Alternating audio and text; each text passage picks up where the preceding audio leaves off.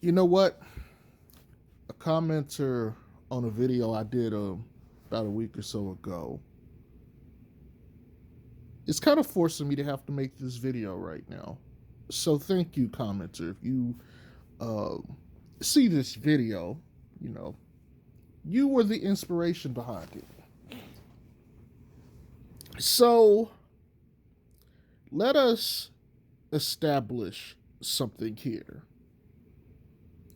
And I think my videos are probably going to get me labeled as a Bulls hater amongst the Bulls, hardcore Bulls fandom, which is fine. You know, that's your opinion. I'm not going to try to change your mind. But I am a realist. And I think you guys are going to find that to be consistent with my takes and my content. Having said that, the Bulls do not meet the criteria for a championship level team. And it is very rare where, actually, let me not say it that way, because this is the better way to say it. It is an anomaly when a team pretty much doesn't meet that criteria and still wins a championship. Let me just say that over the last, like, say, 21 years, there's a couple things that tend to be a recurring theme. And I'm pretty sure if I actually went back and looked at maybe the last 40 years, it probably, you know, still play out this same way. First of all, to be a championship level contender, you need to have an all time great player, at least one. Now, are there exceptions to this? Absolutely. We can talk about the 2004 Detroit Pistons.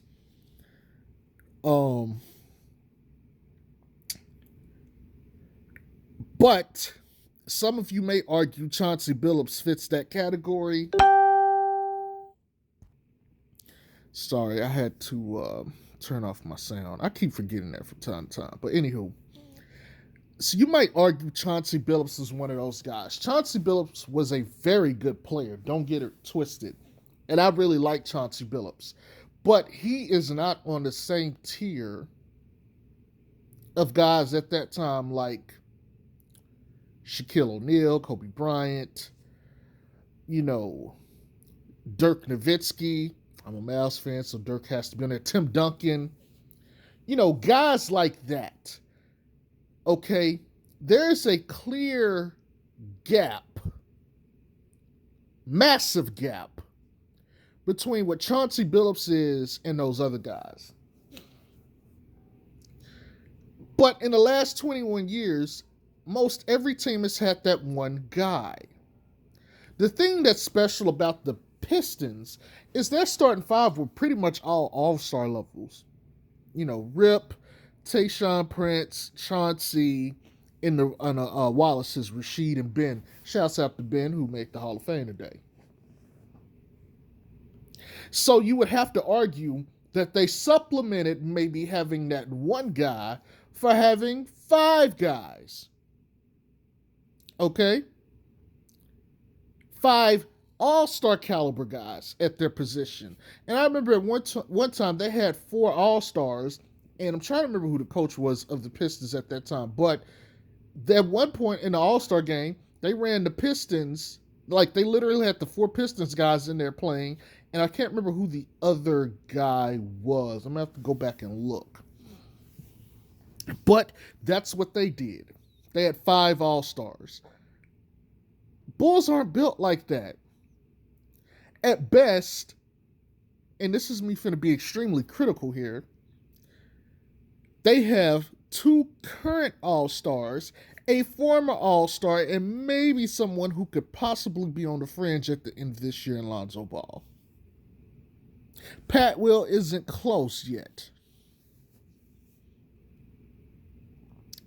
So they don't even fit that part of it first. So, okay, let's put that to the side. The other thing is this team has to have a very good bench.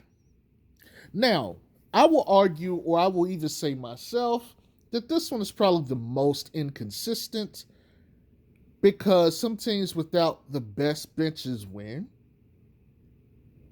and that's okay. But if we go looking at most of the teams here within, like, especially probably the last 10 years, all of them have pretty good benches.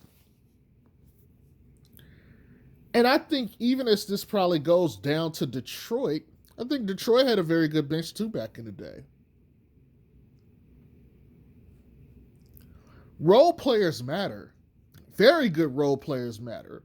And it is my personal belief that in a battle between two all-time great players where they're evenly matched, it's the guys around them that will dictate who wins ultimately. And so, for me, let's look at the Chicago Bulls. Do we have a good bench? Absolutely not. We have too many holes in our bench. We're missing a lot.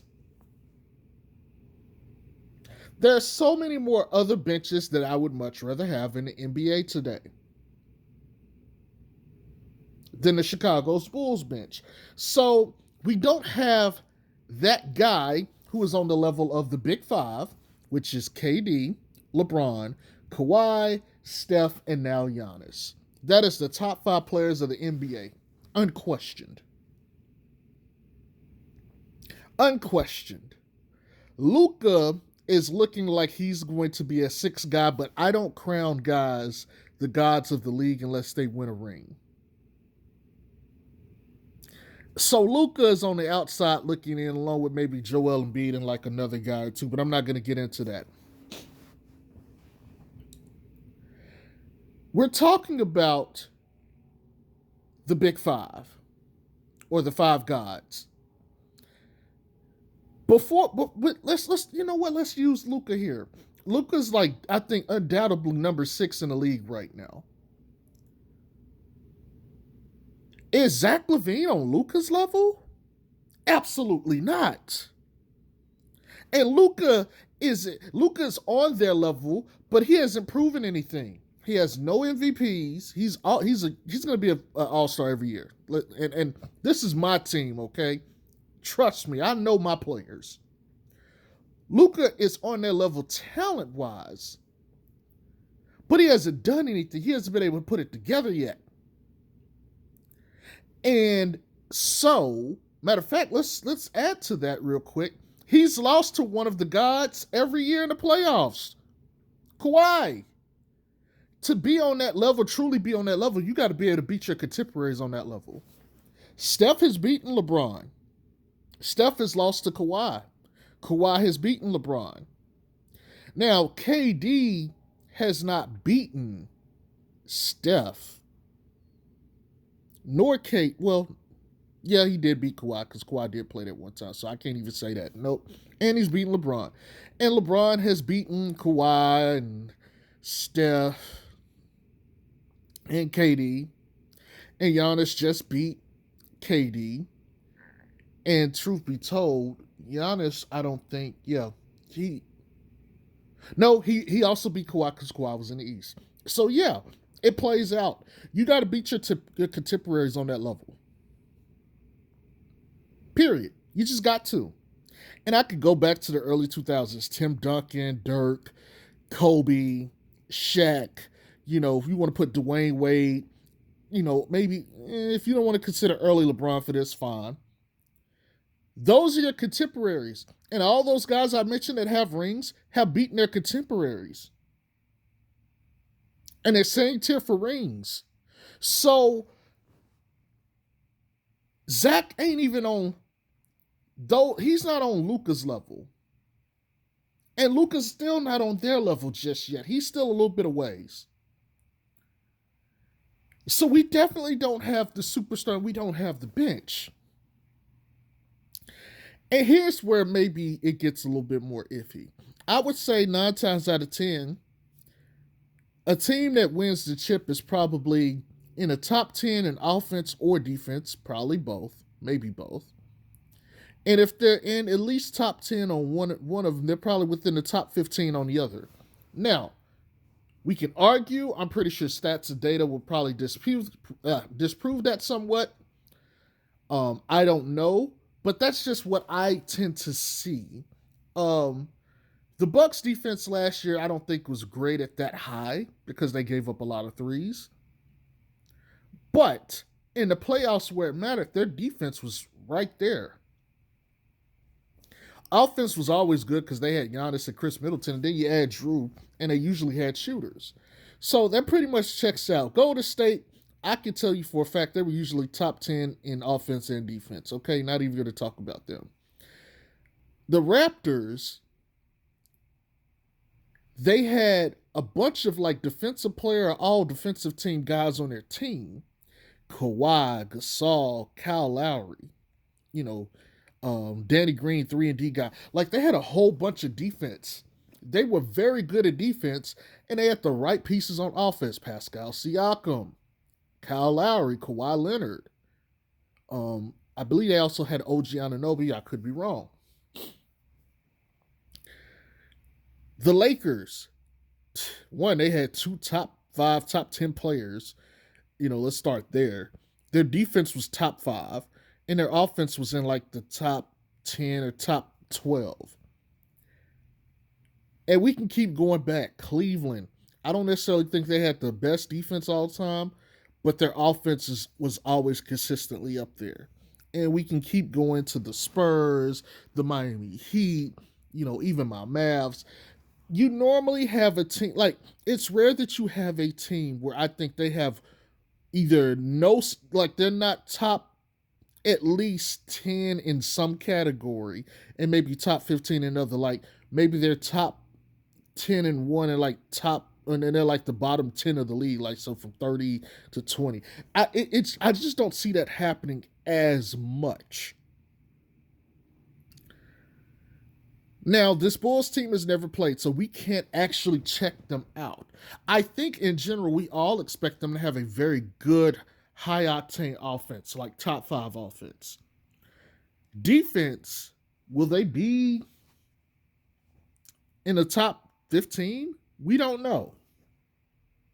I think most people think they had top 12 last year, even though points per game was 24th in the league.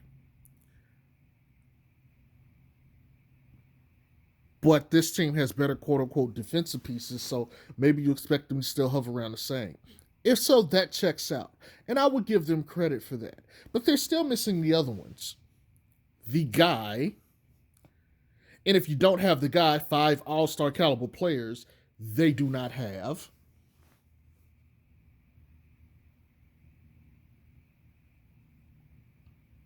Give you an example of that. A couple years ago when LeBron was still on Cleveland, I believe the Atlanta Hawks had Kyle Korver and what's his name? Al Horford. And there was a couple other guys on there. I think, Paul Millsap was one of them. They had a bunch of guys who were like, I'm trying to remember, I think they had like 4 or 5, like 3 or 4 All-Stars. Basically, they had like a bunch of high quality role players who were in Al Horford and Paul Millsap. And like, I can't remember who else they had there. It's been a while. And they won like 67 games. 67 games. And I believe they got swept by Cleveland because they didn't have the guy. And I know a lot of people are like, well, when I say Chicago Bulls are going to get 60 wins this year, they look at me crazy. But hey, that team got 67 wins with Al Horford and Paul Millsap and Kyle Korver. But think about that. Could you imagine if they had had a KD, a Giannis, a LeBron, or a Steph on that team? Could you imagine that? Let's look at the Pistons. Could you imagine if they would have had, because we'll use that time, Dirk, Tim Duncan, Kobe, Shaq, Dwayne Wade in his prime, LeBron. Like, think about this. And they won a ring. Absolutely. Now, I could argue some of that could be Shaq and Kobe feuding.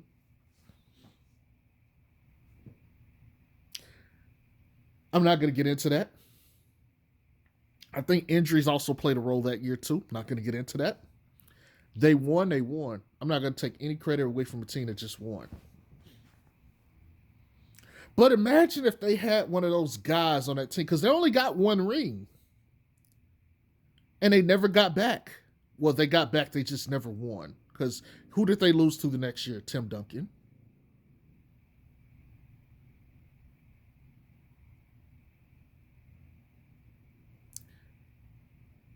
Which, by the way, if you have the guy, you got to be able to beat those guys consistently.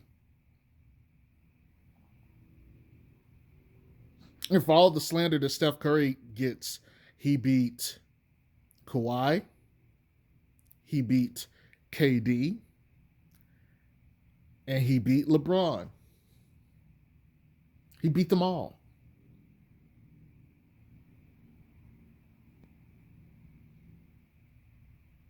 These things are necessary, people. They are necessary. And I know people are going to tear through my arguments in the comment section. I really don't mind. But go back and show me that most of what I said isn't true for, I'd say, 90% of the time. Please show me.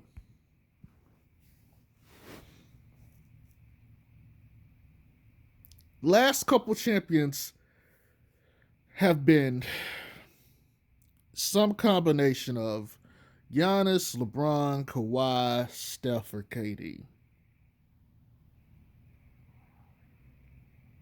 For the last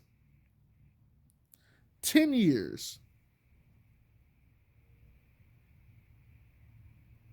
that's pretty much been your champion. Then there's Dirk. Then there's KG, Paul Pierce, Ray Allen. KG, I would say, is more of the all-time great for them. Kobe, Duncan, Wade, Shaq, Duncan, Pistons, Lakers. And then I think, if memory serves me correctly, Duncan.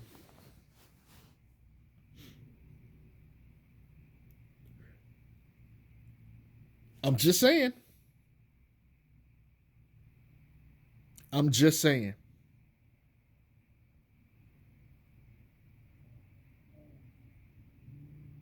Precedent is there, people. Now, with that being said, that doesn't mean Zach LaVine has capped out. Zach could ascend to be a superstar this year, and if he is, that's great. But can he outduel the Giannis's, the Kawhis, the LeBrons, the Stephs, the KDs of the world? Because it's one thing to be in their tier, Luka Doncic, but you have to be able to beat your contemporaries. The path to a ring will go through these guys until further notice.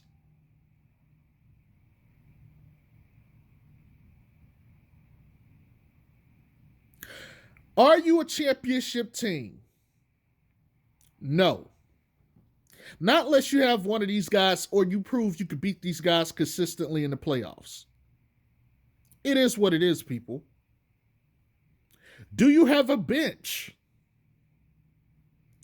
And let's extend the bench real quick. Really, I'm saying bench, but it has to be the bench and the role players.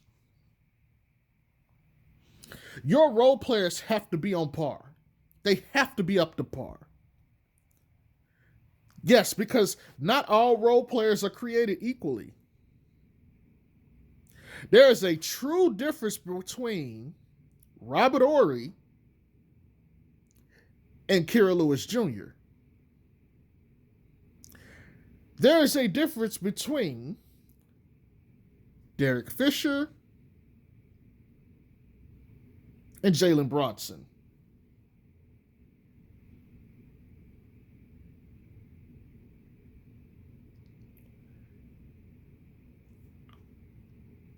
I'm just saying.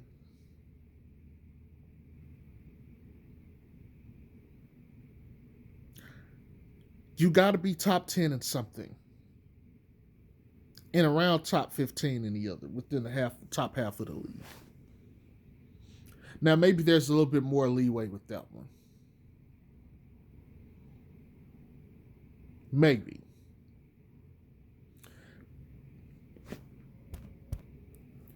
But ultimately, at the end of the day, you know what? Before I say that, there is a fourth one. There is a fourth one. But I'm not going to tell you what that one is. If you guys think you know what it is, put it in the comment section, and I will let you know if you're correct. Matter of fact, here's what I'll do. Whoever gets it right, I will shout them out or dedicate an entire video to them. So if you figure out what the fourth one is, which honestly deserves this entire video in itself, and I might just do that, I think that's what I'll do. First person that gets it right, I will dedicate a video with them either in the description box or in the video, and I will talk about that topic. That's what I'll do. I think that'll be more fun. Anybody that could guess the fourth one, you're gonna get shouted out in the next video, and I'm gonna have your name in the video. But yes, there is a fourth one. And it should be blatantly obvious what it is, but we'll see. I've discussed it on my channel before. Let's see if you guys pay attention. But yeah, at the end of the day, man, the Bulls ain't a championship level team. We got some good parts. Don't get it twisted. We definitely got some good parts. We got a very good starting five. But championship level team, man, y'all don't believe that shit. You do not think that this team can beat Brooklyn in a 7-game series. You do not think that this team can beat the Lakers in a 7-game series. You do not think this team can beat the Clippers with a healthy Kawhi in a 7-game series. You do not believe that this team can beat the Golden State Warriors healthy in a 7-game series. And you do not think that this team can beat Giannis and the Bucks in a 7-game series. You don't. You don't. Trust me, you don't. Because if you're saying that those guys aren't those dudes and those teams aren't good. By the way, every team I listed, even the Clippers, despite having Kawhi, are all expected to make the playoffs. With Kawhi, they're expected to be top 3, top 4 in the West.